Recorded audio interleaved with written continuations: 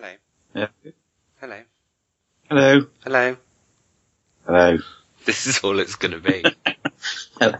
Can you hear me? I can hear you. Can you hear me? Yeah, that's alright. Can you hear me? What?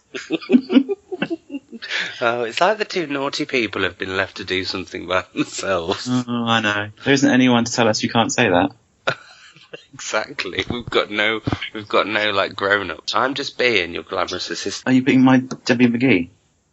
Exactly, Paul Daniels.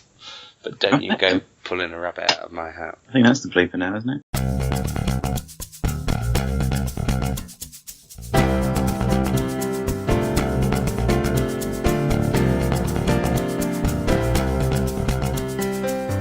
Here Read This, A Little Life by Hanya Yanagihara.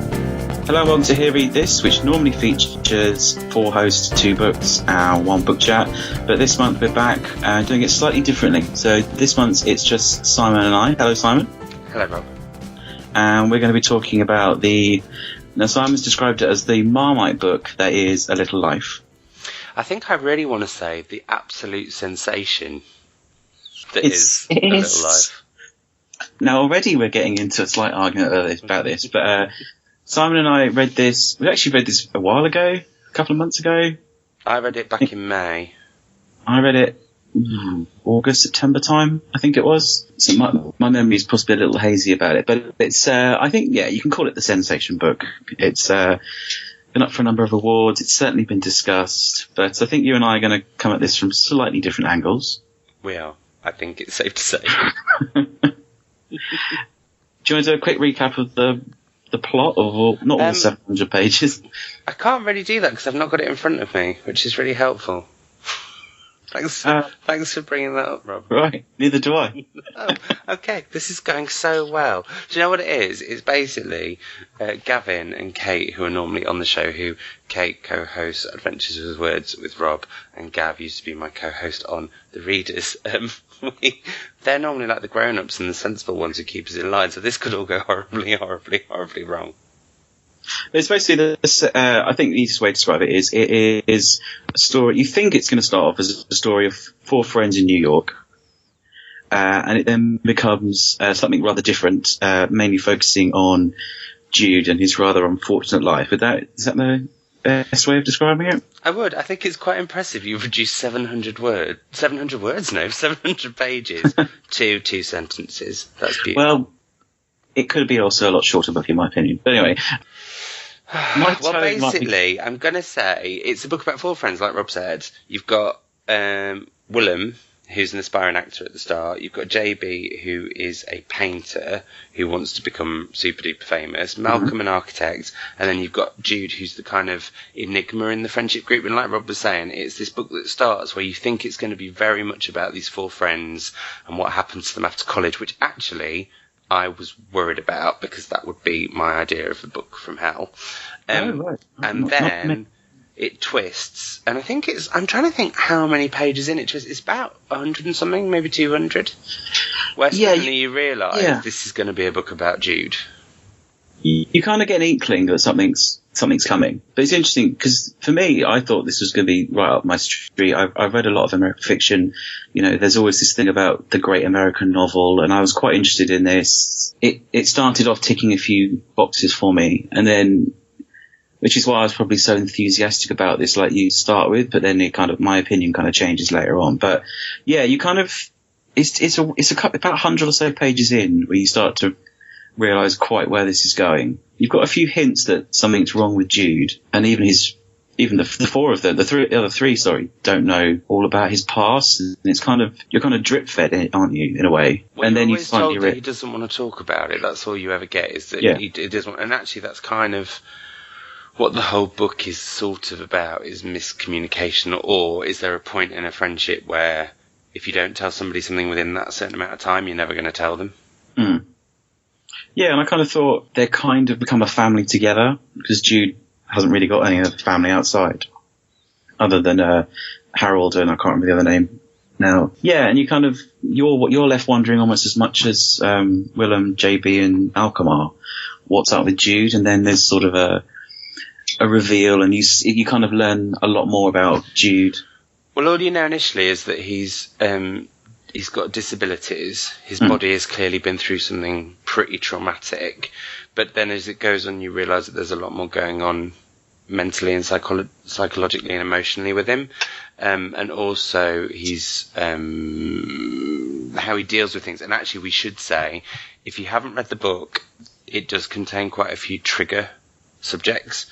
So we should kind of pre-warn people, and actually that we are probably going to give quite a lot of spoilers away as we go, because you can't not, because I can imagine some of the bits at the end are where Rob's going to have quite a few issues. Yeah.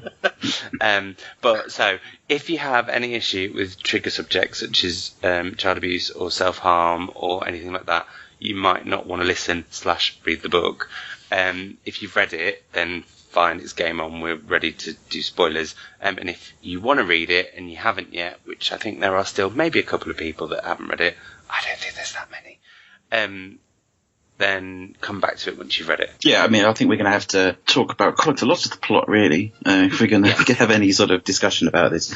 Yeah. So, but I just thought I'd say that, because otherwise, if suddenly I say, and then Absolutely. This happened, and somebody's on page 305, they'll be like, well, you savage.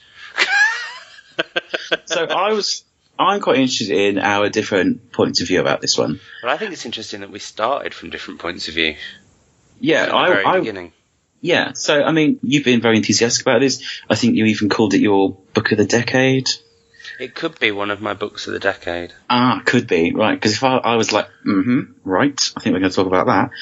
I started off this, there's actually a group of us at work who all seem to have started reading it accidentally at the same time, and we were talking about this on Twitter, and I started off going into it quite enthusiastic about this. Like I said, I was all in for the 4 friends in New York, sort of living and graduating from uni or college, whatever they call it, and trying to find their place in the world. I was quite up for that. And then I my opinion slowly started to shift. Towards the end, I was actually laughing at the book, because I think it took one too many, it was trying to not leaps of faith, but, I had to suspend my disbelief quite a bit. So that was kind of how I progressed through the book. By the end, I just thought, this really isn't very good. Had you started reading it when people had been hyping it a lot?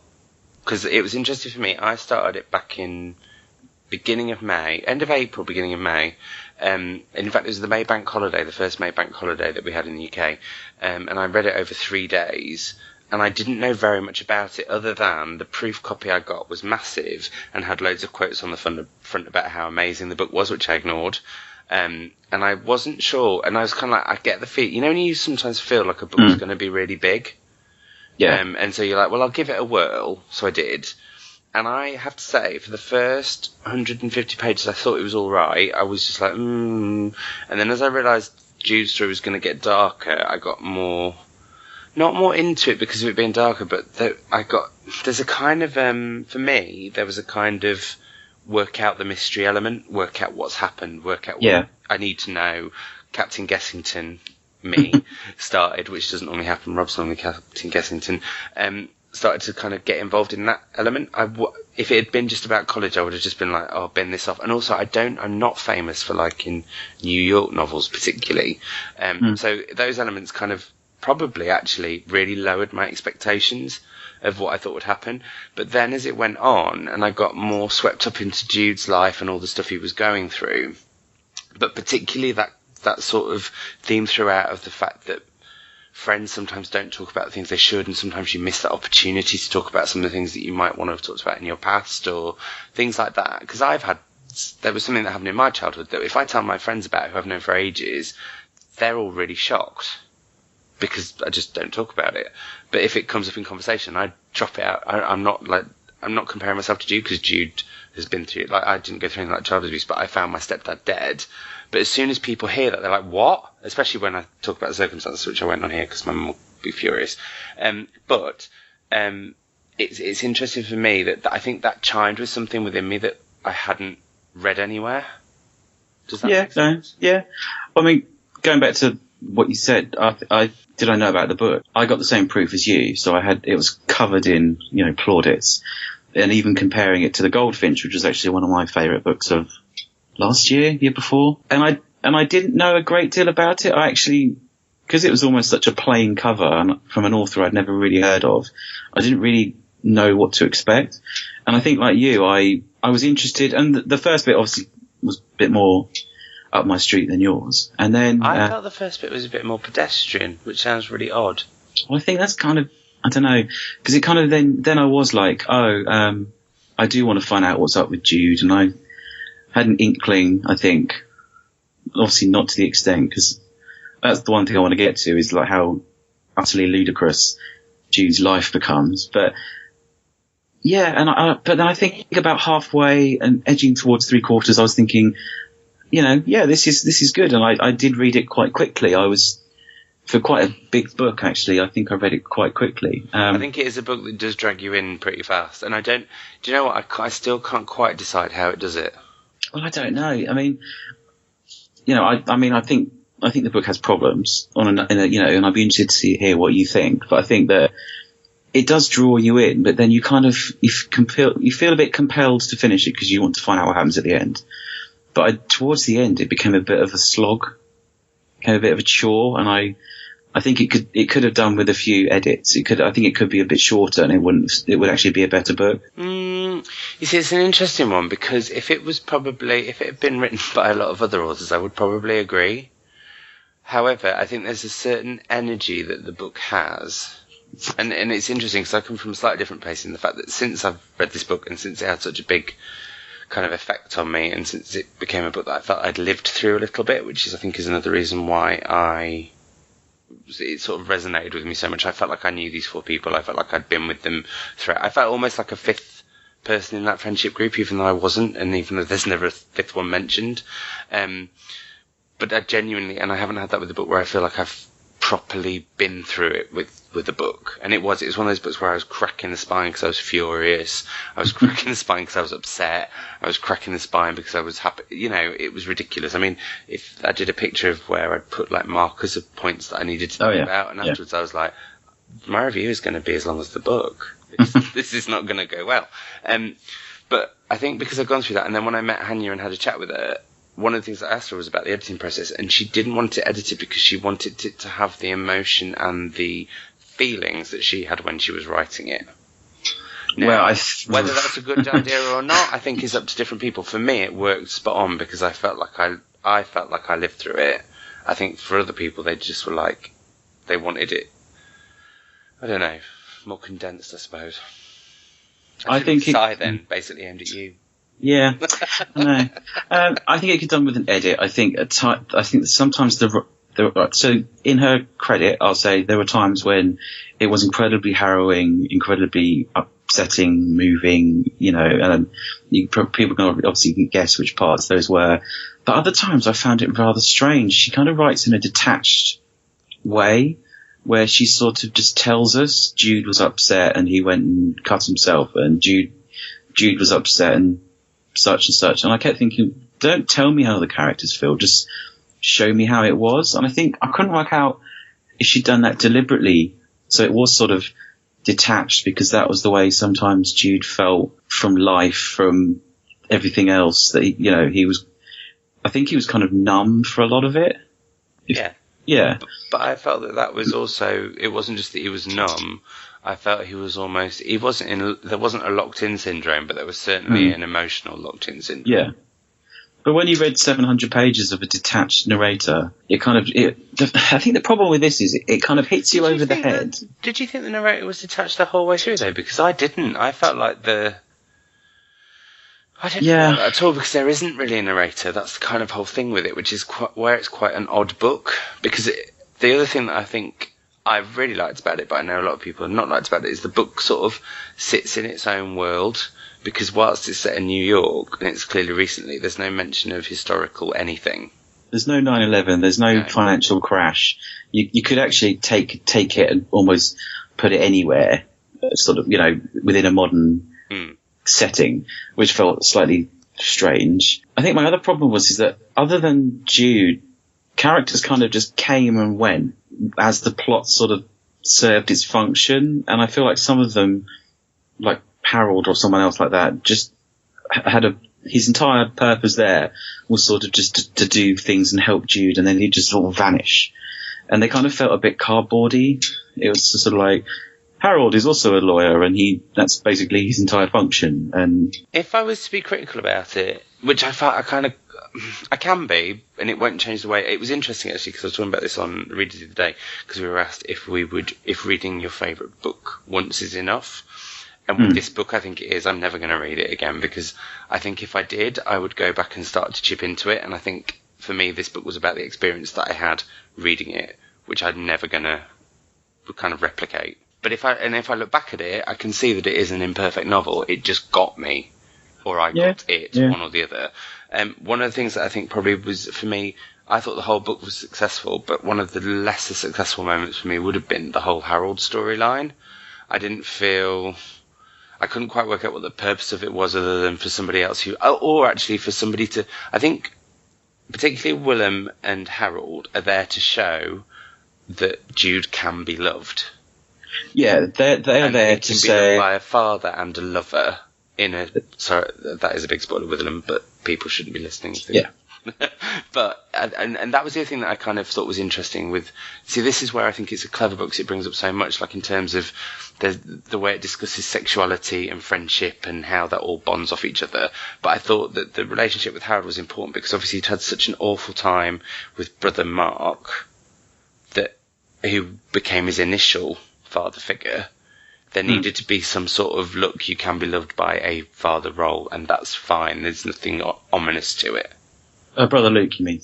That's it, sorry, Brother Luke. Yeah. No. So I'm just making up characters that I'm throwing into the book. I'm adding to it. Hanya will love it. That I found interesting. But I also sort of thought, sometimes did it need to be there? I think another small criticism I suppose I have was there's not really any women in it. Well, there's Anna, who's the one sort of nice person he meets, and then she dies. A lot of people die. Yeah. You could have called this book The Brief History of Seven... No, you couldn't. But I think the other bit that I found... I mean, it's interesting, because with the four characters, really, it's JB and Malcolm who sort of fade into the background, and Malcolm particularly occasionally felt like a little bit of a... Why is he there? Well, he's there so they can go to fancy parties, and well, he's also there because something horrendous happens towards the end that he's involved with. So, there are those elements, and I can see what you mean about sometimes seeing that the characters are there for the plot, but then that's how books work. I guess sometimes you saw it in a rough, obvious, raw way. Yeah, and again, I didn't mind that. Well, as I started reading this with the four characters in New York, and then they all become wildly successful, I did sit there and think to myself, I've seen a television show like this a couple of years ago, which featured four women living in New York. And it's definitely not a male version of Sex and the City. It's not, but it was a bit, in a way it is, because they, like you said, it does exist in this weird bubble. And they all suddenly become very successful. Willem becomes this, mega star. And then Jude's got this high-flying lord career, and JB gets his galleries, and Malcolm designs Jude and William this fantastic house, and they're all having parties in New York. And I was a bit like, yeah. Well, there's 2 points I've got to that one, and one is the fact that it's, in some ways, and I can in some ways see this, in some ways can't, because I'm a big fan of the fairy tale, but it has got a fairy tale element to it in terms of it's this aspirational thing. But in fairness, if you go to New York, the people who actually live in New York, like properly live in New York, are ridiculously successful people, because they're the only people who can afford to live there. Well, that is true. That bit for me, I was like, no, actually, I get that. And it was only because having been to New York the year before, if I hadn't been for a while, I'd have forgotten that, because you forget that all the people you see in the streets and stuff have to go to Brooklyn or further afield in order to actually be there, or invariably they're tourists. But it was that, and the whole fact that they don't mention 9/11 once, and they all blah blah blah. It's kind of. I get that. I completely get that. But I think with the successful thing, it did annoy me initially. Again, this is what I'm saying about why it was such a weird book for me, because just to begin with, 4 college blokes all slightly annoyed me to start off with, and then they were all really successful, and it was all a bit too. But then I suppose this sense of menace and dread that's underlying that was the bit that got me, because I admit I like a really dark book. I like a book that's got kind of a gothic persuasion, which I think A Little Life has, and not many people have said, but I think it is quite a gothic novel. In fact, actually, if you look at Victorian sensation novels, it's kind of a domestic version of that, I think. Yeah. Well, it's like a New York sensation novel. Well, I had it as an American. For me, it becomes one of these American misery memoirs. Oh, no, I disagree. Well, then it's not. But because I think that's often. But this is where it kind of all gets mixed up, because I think so. As I said, as the book went on, I was very intrigued as to what has happened to Jude. That's basically what you start off with, and then he's kind of the story of his life unfolds, and so you see him through childhood, you see him, and it's kind of catching up to where he is now, and then it kind of moves forward a bit more. I think I got that right.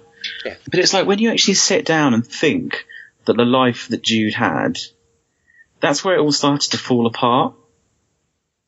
Like, I understand that people can have terrible lives, but it was just the sheer sort of separate incidents that when you line them one after the other, including the bit where I laughed out loud. We can get this at the end. I laughed out loud, and I think I messaged you, and you said, "Oh no, you cried," and I was like, "Oh, we are seeing this book quite differently, aren't we?" Yeah. I think, you see, this is the thing that's irked me quite a lot about other reviews that I've seen of the books, and it's when it says that they can't believe that something like that could happen to anybody, that they couldn't go through that much awful stuff, but some people do. And actually... But it's astonishingly bad luck. But it isn't just bad luck, it's about the repercussions of a first incident of bad luck and how that can unravel for somebody. Because I think what I think a lot of people found uncomfortable about the book, as well as what some people didn't like about the book, was the fact that normally there is some sort of redemption. Somebody who's been through a really, really horrible childhood, has been abused, whatever, will end up being this really... And he does end up being incredibly successful. And so there's that element. But what she does, which I think is bang on, is the fact that some people don't end up like that. Some people... may seem on the outside to be fine, but internally aren't. And I think it's quite confronting when people... It's not that sort of... The big theme for the book for me was about survival, but why do we have to be survivors? And in most books you read, it's about the story of survival for somebody who, you know, went through all the odds, against all odds, they kind of came up through it all, and they became a really successful person, and they were happy and wonderful and blah, blah, blah. That's the fairy tale element. What I think she does is turn around and say, actually, there are a lot of people who don't. There are a lot of people who do kill themselves. There are a lot of people who don't want to live. There are a lot of people who do go through all of that. But society tells you have to keep going. You should feel privileged to be alive. You should feel privileged to be on this earth. And what I thought was fascinating about the book was the fact that it's very much a book about, but why should you? You know, it's like when people are ill with cancer and they're told, you know, you've got to beat it. Well, what if you don't? Does that make you a failure? No, it just means the cancer was too strong. And I think with Jude, it's about he's forced to cope and conform as much as he can. But actually, why should he? If he's really that unhappy and he really doesn't want to live, why should he have to live? And eventually, I think he becomes to live for other people more than he does himself.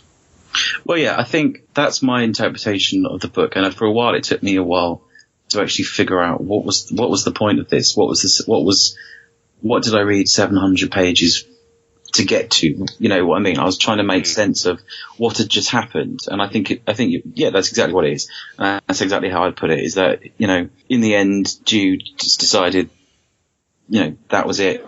I think, but what got to me was it was just.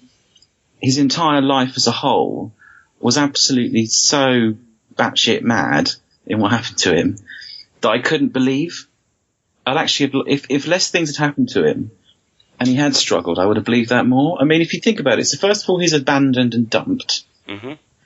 Then he's suddenly taken in to a monastery. That's my first bit where you have to leap of faith, because like, why wouldn't? I just thought in my head that just compared to what happened in a lot of Ireland. And then people would end up in monasteries or nunneries or orphanages. So that happens. Then he's abused while he's there. He then escaped. He then escapes with brother Luke, and he's basically pimped out. He then escapes, and he gets picked up by. So I'm not even sure if he was a real psychiatrist. Well, the man ends up shutting him in the basement, which is all very weird. And then who runs him over? He then is at that point he then goes to university. Well, he ends up he gets run over by him, and then I can't remember how he ends up getting to university, but he does. There's Caleb. Oh, the whole Caleb, that made me feel physically sick, the whole thing. And that, for me, was, again, another moment that I won't forget in fiction. Because I just thought that was... And do you know what? I thought it was braver to do that, because that is unflinchingly horrible. Well, yeah, but I was like, he keeps escaping and then falling into the same thing just out of sheer bad luck. And I don't know, if you took out any one of those incidences, I don't know. But do you not feel that he ends up in this sort of cycle because of his own feeling of self-worth, which he doesn't have? Because he's constantly being told, you're so lovable, you're da-da-da, and people see the best in him, because that's nicely what most of society is, to be fair, like, overall. I think partly, he is sort of, he feels so down on himself that he kind of, he finds himself in these situations. At other times it's like, anyone could have helped him out after he escaped. But he just happens to be a nutty psychiatrist who then also decides to abuse him. But I think people will find a vulnerable person. Yeah. But then it was like, okay, and then his best friend, he starts having a relationship with his best friend who becomes like one of the world's biggest movie stars. And then this is the bit this is the bit we were talking about where I texted you, where I was just like, there was a moment where that bit when Willem and Malcolm get into the car, and I thought to myself, Captain Gessington was here, and I thought, I know what she's like. She cannot possibly give Jude a happy ending, so she's going to kill him in the car, and then one paragraph later, dead. And for me, I was like, no, sorry, you've pushed it. I thought when that happened...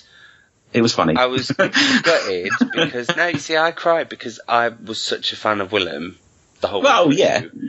I was gutted, and also because I genuinely felt like I knew these people. And he is a Hollywood actor, and that's possibly stretching it too far, blah, blah, blah. But again, it's really successful people in New York where only really successful people in New York can live. Or only really successful can afford to live in New York, that's what I mean. And for me, I think... It's interesting, isn't it? I think there are certain points with books where they'll push people's belief system a little bit too far. It was interesting because I was reading some reviews of a book that I've been trying to review desperately and will have probably gone live by the time this goes live, which is a book called Black Ass by A. Igoni Barrett. And I started the book, and the whole book is that the character wakes up and has overnight turned white instead of being black. Yeah. And he doesn't scream or anything. Just panic takes over him. But then he worries about how he's got to get to an interview and how he's not going to let his family see him. I went along with that. I saw a review where somebody said, really, if you woke up in the morning and you changed colour, do you not think that going to a job interview might be the least of your worries? And I hadn't even spotted it because I was too lost in that book had got me straight away. And I think with this one, the further it took me, I think once you get to a certain point, you know that she's not done with taking you through the ringer, and that she's going, and you know what's going to happen at the end realistically. You know what the final moment's going to be, and I think you know that from quite early on. But there's just a bit of you that hopes that it will be like the Hollywood ending, and that's what I also really respected it for. It's the total opposite of the Hollywood ending. It is like, how many awful things can somebody go through until enough is enough? Yeah, I think it was just one too many nasty things. Do you know what? I can totally understand why, but it didn't happen to me, and that's what I find so fascinating about this book, because, and probably why I called it the Marmite book, in terms of there are so many people who just, it doesn't matter what you throw it or how disbelievable it might be, and I'm doing air quotes, people still go through it, and I think, I came up with this the other day and I was talking about it at an event. I think people who've been through really, really, really harrowing stuff at some point in their life get it to a certain degree. And I'm not saying maybe. that. Yeah. And I think that people who haven't don't. And I also had a theory that if you're from quite a safe middle-class background, this book will shock shock the bejesus out of you, because it's so hard to see life in its raw ugliness, which is what this book does. But what I think is fascinating about it is that I don't think she criticises, or not once did I feel voyeuristic while I was reading it, which I think is massively important. I didn't feel like she was doing it for any, I'm going to try and write the most shocking book of all time. I thought she felt she needed to tell the story of somebody or people in society who do go through awful times, but might not do it in the most stereotypical way. I wouldn't agree with that completely. I think at times I did feel a bit like I was finding it hard to read, but at times I did think perhaps she's doing a bit too much, or not that you shouldn't show these things, but I think just the way, because the way I said it was written, slightly detached. If you have a detached narrator describing horrible things and it's not commenting on what's happening, then you can get the impression that it's just like a camera lens focusing down on something. And I think because I was struggling to believe it all, I did almost feel like she was a bit of a voyeur, twisting the knife, and I don't think she was getting a kick out of it. But you know what I mean? Like, you can get caught up in the writing process, especially, well, like you said before, she didn't want it to be edited. So that is kind of the point, that she wanted that moment to be there. And I did feel a bit sometimes that this was a bit of a risky move. But there you go. No, and again, I'm going to be really annoying for the whole of this episode. I'm just going, again, I totally understand where you're coming from, which is so unlike me, but I totally do. Because I can't, and this is where I find it really interesting. If people can come to me with, like, I make it sound like I'm the god or the king of A Little Life, and I'm not. But what I mean is, because I've been such a kind of cheerleader of it, and it's such a great book, and it's such an important book, more is probably the better way of putting it. I don't think it's a book that I like. It's really odd. I've been looking at books of the year, and obviously this is pretty up there, and will probably be my book of the year. But it's really hard when you say that, because you think, what must people think I'm like if this book about something so horrendous is my book of the year? But what was my point then? No, if people can come to me and say, right, this is why I had an issue with it, and they do it in a really, like you have, in a really like intelligent and thoughtful way, I have no problem. It's when people just go, this book was rubbish, this book was, voyeuristic, this book was, I couldn't even bear to read it because I knew it was going to be bad. I've got no time for that, because I just sit and think, you're not actually saying anything constructive about it. You're not trying to look at what the book is trying to achieve. And actually, if you can't even read a book that's that uncomfortable, I've got views on that. Because I think I don't think reading should be comfortable. I think it should be sometimes, because sometimes you just want an escapist Agatha Christie or Agatha Raisin. But I think you do need books that confront you and that make you really think. And I think this book does, regardless of whether you love it, kind of like it, can't quite work it out, or really hate it. At least you're having a massive reaction to it. Yeah. As opposed to just, I hated it, I've got nothing more to say on it, it's just badly written, blah, blah, blah. No, Thomas, that's not aimed at you, but it is a little bit. Well, I'm going to sound like a parent talking to a teenager, which is that I'm not angry, I'm just very disappointed, in that I think that there was things that this book says that is important, and that it's showing you things that I wouldn't normally read, Yeah. And I just felt like, it was kind of a bit of a missed opportunity. It's not perfect. But it's interesting that you say a missed opportunity. What do you mean? Well, I think what we've discussed is that it talks about important things, and it doesn't do the Hollywood ending, and life isn't like a Hollywood film, even though some of these bits could quite easily be in a Hollywood film.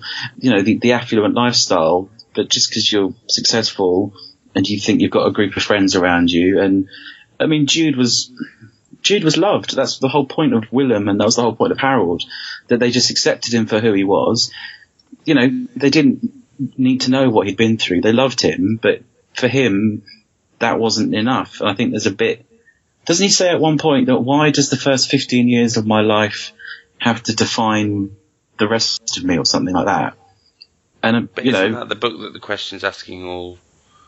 Yeah, that's sort of what I mean. I think that, so the book's actually asking like questions that are interesting and that we should all be thinking about, and just because someone's smiling doesn't mean they're happy on the inside. You know what I mean? And then it just sort of became it just got too over the top for me, and I couldn't buy it. And that's why I mean, if it had been a shorter book with less tragedy happening to Jude, but with the same outcome, I think I would have liked it more. I suppose for me, it's and again, I can see where you come from, which is going to annoy listeners because they probably want me to go. They probably just want me to hang up and throw everything on the floor and cry. People were expecting a fight, weren't they? Sorry. It may still happen. No, but I think for me with this book, I think it wasn't just about Jude's story. I mean, partly it obviously is, but I think because it's a book that's so much about class, disability, sexuality, race, gender, everything. It is a book about all of those things, and that's such a hard thing to pull off. And I think she does really well. But I think the reason what I think she's trying to work out, and why I think Jude keeps having to go through so much, and she makes him go through. And what's interesting is she said he's a fictional character, so she didn't really have a problem doing whatever she needed to do to him because he was the point of the book. Yeah. Which I think sometimes is again where people are like, I think one of her editors tells me about you need to be less ruthless with him or something, and that wasn't in. You read the book, I read that somewhere, and she was like, no, that's the purpose of him, and that probably shows because of it being so raw and being literally as she wrote it pretty much. But I think it shows you what is the point where somebody physically breaks, full stop, end of, not breaks and gets over it, and breaks and get over it as we're meant to, and we're told to from however old we are that we're told, you must strive to, carry on and do your best and take whatever life throws at you. What does it take to actually get to the point where you are done?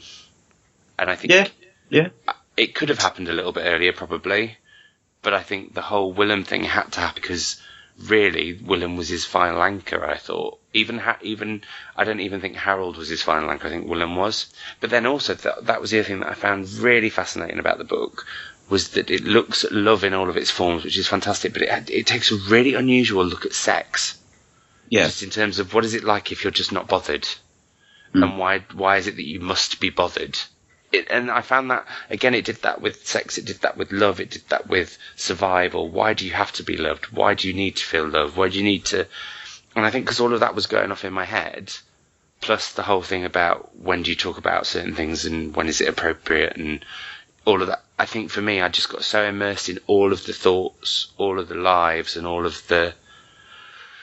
Pretty much every element of it just worked, even though weirdly at the beginning I didn't think it was going to.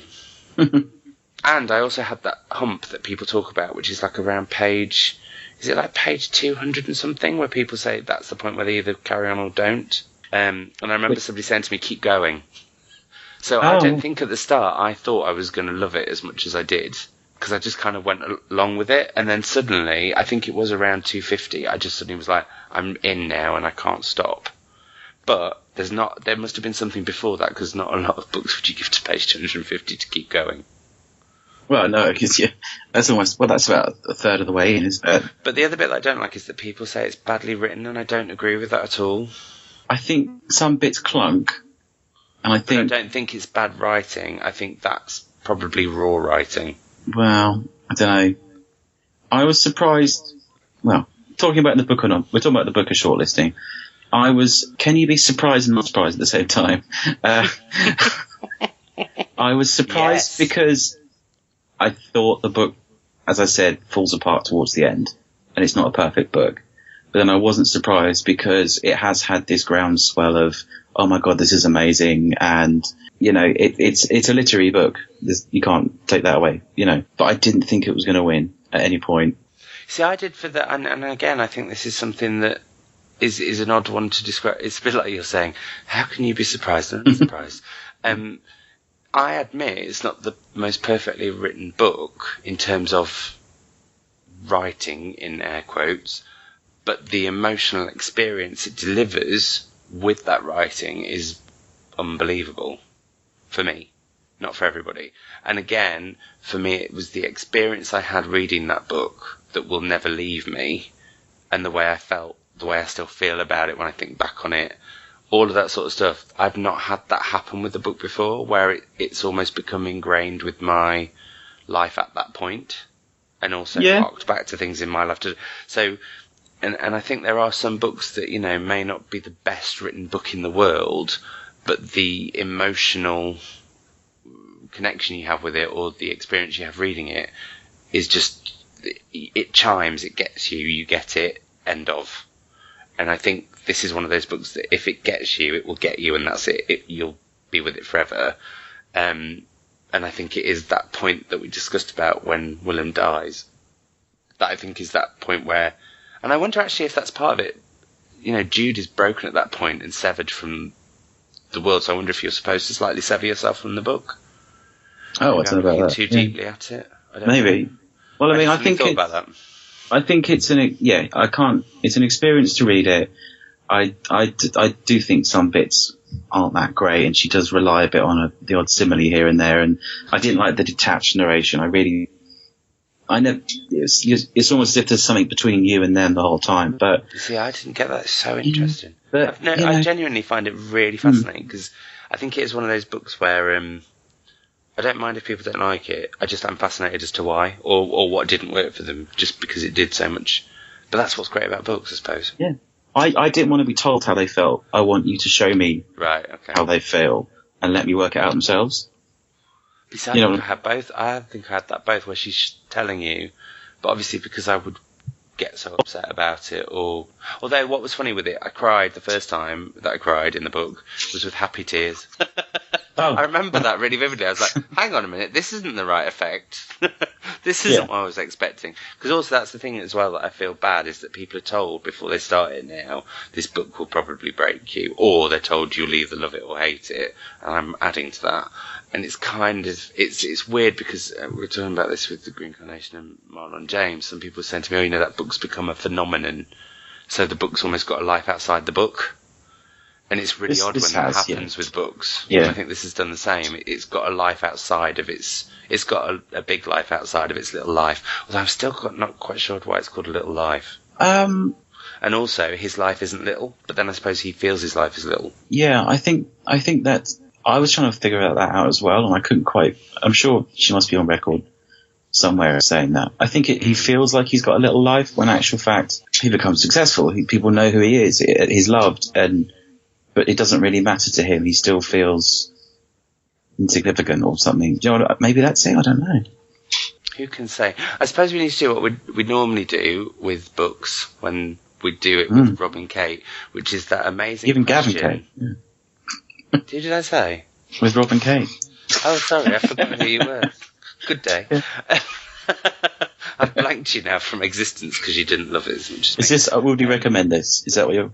Yeah, that's where I was going, because I was going to say we're also mentioning what we're reading at the moment, because that's what we normally do in the middle of the show, but instead we're going to do it at the end of the show. But, yeah, would we recommend it? Because it's interesting, because we talked about this a bit off air before we started. Rob, would you recommend it? Yeah.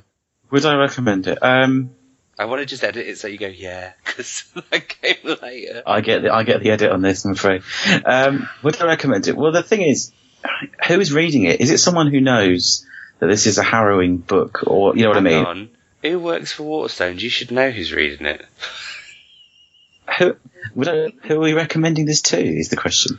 Is this to our general listeners, or is it, yeah, I don't know. I wouldn't read it again, and I don't know if I could say I even enjoyed the experience. But then, is this a book that you're meant to enjoy? I don't know. It's a book that you're meant to experience. I would possibly say, yes, you should read it, but there are, as with many things, there are caveats to it. It's not a perfect book. But actually, this is a book where you probably do need to say to someone, are you going to be alright reading some of this? Because like you said about trigger warnings, it's unpleasant.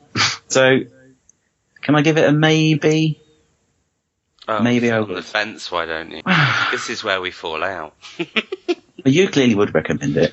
I would recommend it. I would say it's not the perfect book, but it's a book that if you go with it and just let yourself go along with it and see what happens, which is hard to do now that it has such a life outside of itself, then I think it's an experience that you won't forget. I can't say you're going to enjoy it, but you're certainly going to experience it. And I think it's the prime example of where a book becomes an experience rather than just a book that you read. The easiest thing to say is, go read this and you'll see what all the fuss is about. And what that fuss is entirely up for that reader to decide. They might think or go and read this and see what you make of it. Is probably see what you get out of it or don't get out of it, and then come and tell us and tell me how amazing I am and what a great choice it is to read, because it's the experience that you've been waiting for with the book forever. And then come to me and we'll have a good giggle over Willem. So, mind you, if people haven't already read it, they're totally not going to. If they've got this far, yeah. they're just like, "What's the point?" Yeah, that's so a tweet. If you can't be bothered to read A Little Life, just come and listen to Simon and Rob. So no, I would recommend it, but I would just say, again, it's one of those books that I have recommended to a lot of people, and I've said it's a book I almost can't say is a favourite book, because it's not the sort of book that you can say that about. It's an experience I won't ever forget, which just sounds like a massive, massive, massive cliche, but it's true.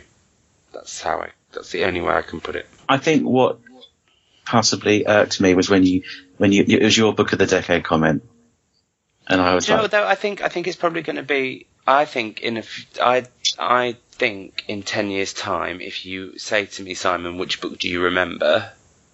This will be the one that I'll say first. That's what I meant. Yeah, I just thought that's a very bold, brave statement to make. But I think it's true. I genuinely don't.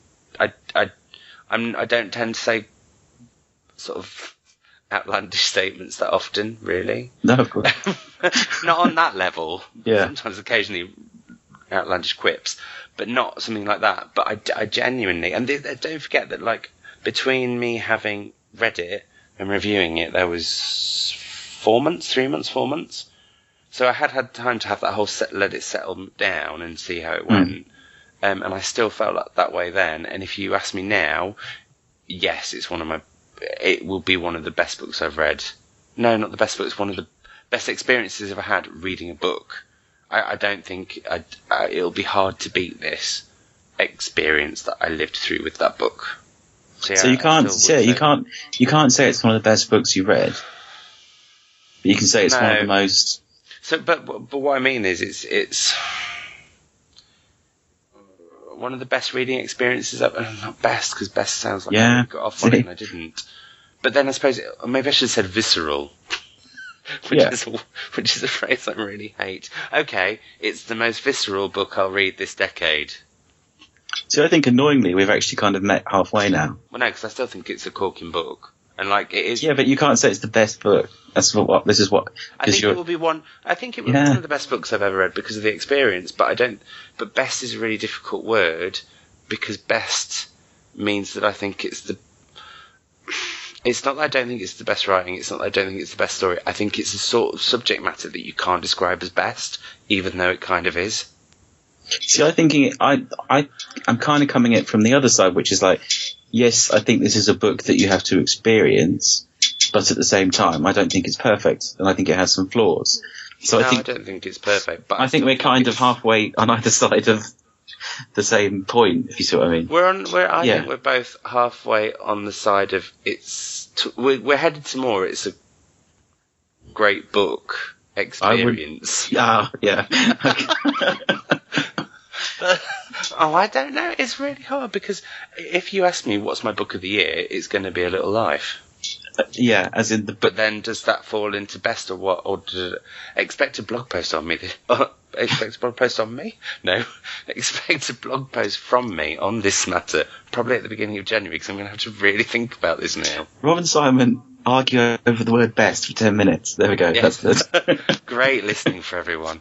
As a reward for them listening that far, Rob, what are you reading right now? Well, as we record this, because this will probably go live between Christmas and New Year. What I'm reading right now is a book that you discussed not that long ago, actually. I am reading William Boyd's Any Human Heart. Ooh. Now, I watched the TV adaptation of this about whenever it was on, 2 or 3 years ago, which is rather unusual for me because I tend to avoid a book adaptation if I know I'm going to read it at some point ever, sort of thing. But I ended up watching it. It was on a Channel 4 Sunday night drama slot, and I really enjoyed the TV version. I've heard people nitpick about it, but I didn't know any better. And I've been meaning to read it for quite some time, and I'm only about 30 pages in. So far, really enjoying it. I did not listen to your episode of The Readers because even though I've watched the TV show, I'm paranoid about spoilers. So I don't even know. Did you enjoy it?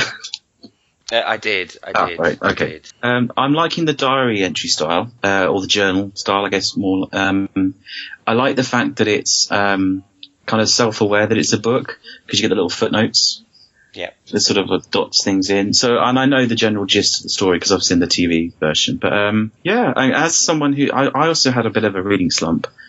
But you can read because sometimes like a day of his life is sort of condensed into a page, so I can actually dip in and out quite easily. It's only my second William Boyd, but yeah, I'm really enjoying it so far.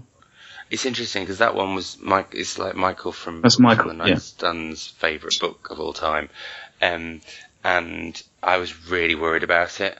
And I won't give spoilers or anything away, because if somebody says that, I'm naturally like, I like it. I thought you had a thing against the book. No, but also then it's like, and what if I have to sit in front of people and say, actually, Michael, your choice of books are dreadful. It's because, it's one of those books that clearly, and I think it's a book that for him, he felt like he lived through, and actually, it's a book that I felt I lived through, which obviously I clearly like. I thought it was very funny, self-aware in a brilliant way, rather than in a pretentious way. And you've got some great reading ahead of you with that one. I think that's going to take me through Christmas.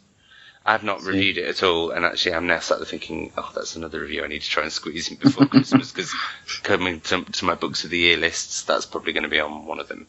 I think it's a great book. The one that I'm reading at the moment is The Queen of Mystery, Agatha Christie, and Then There Were None, which is, I'm reading it because it's on at Christmas.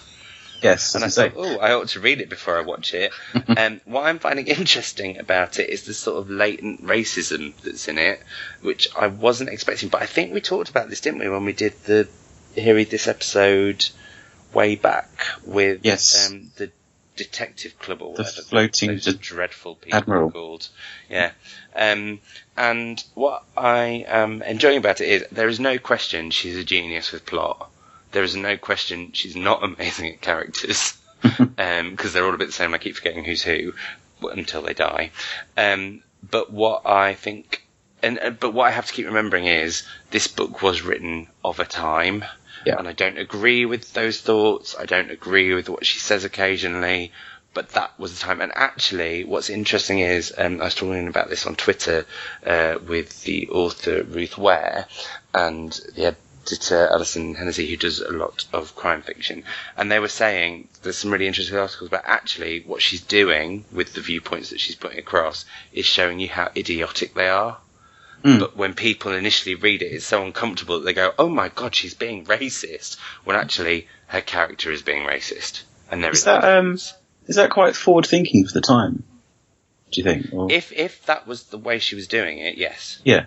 But actually, since somebody said that yesterday, and then I read another section, and it's what this one particular character, I'm like, I think that's actually right, because he's odious, and what he says is odious, and he's got certain views on women that I'm like, whereas before I was just going, oh my god, I can't believe, she's just said X about X, that's not right. Whereas now I'm thinking, hang on a minute, no. Which if you gave me a book by a modern author now and they did it, I'd automatically go, oh look, they're being really clever. Yeah. And highlighting the fact that that's a stupid way to think.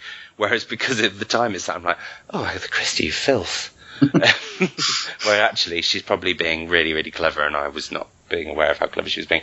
But I just think it's great because it's one of those books that's, it's a lot mystery. It's 12 people on an island. Each one's going to die, but who's killing them and why? Clever.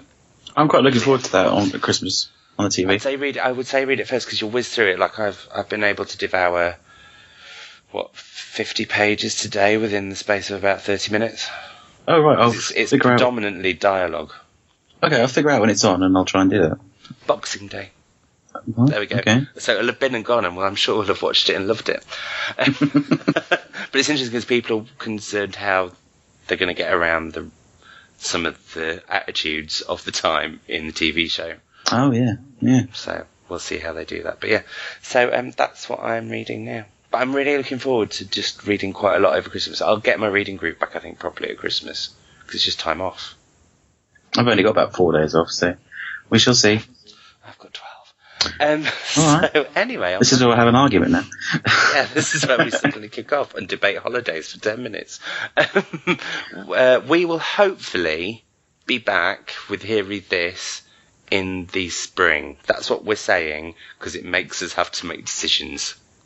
Yes, but we're definitely going to sit down and have a think about. It may come back in a new style, in a new format, perhaps. But we have so much fun doing these that it would be a shame to leave it off any longer.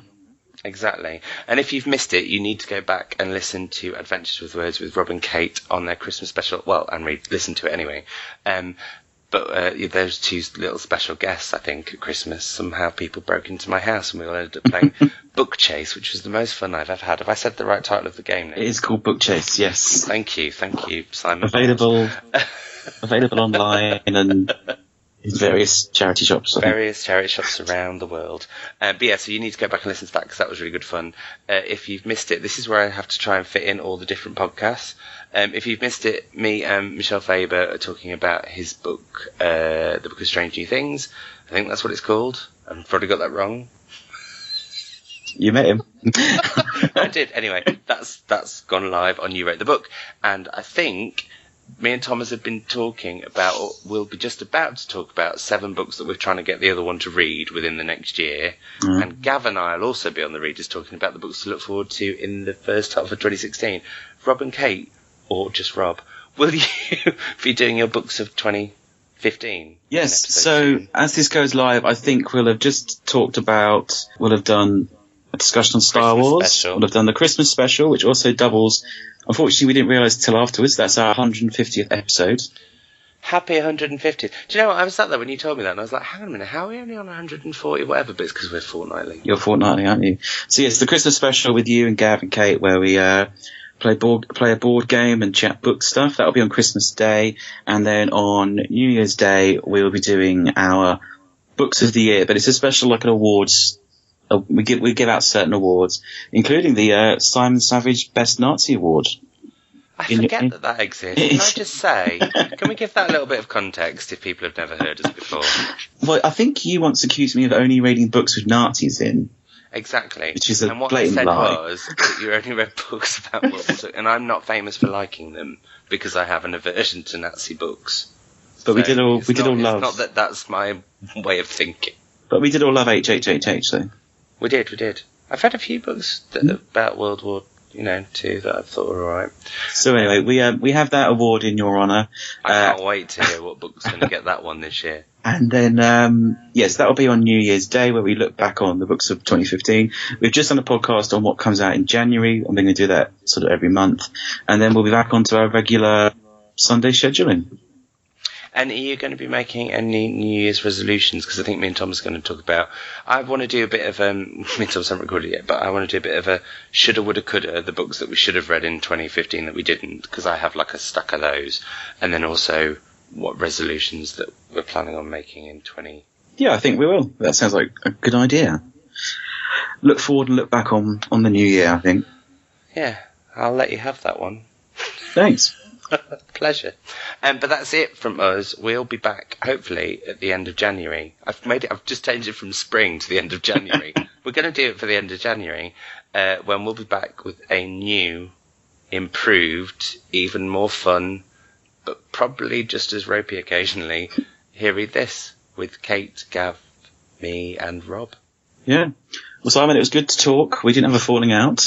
We didn't. And do you know what? This could be the start of a whole new podcast. It could be. If Gav and Kate don't want to bother, we can just start something ourselves. There, I've said it. Send us tweets if you want. You want Simon and I to go solo. And have a slightly ropey conversation together. Let us know. But until next time, it's goodbye from me. And it's goodbye from me. Bye. Bye.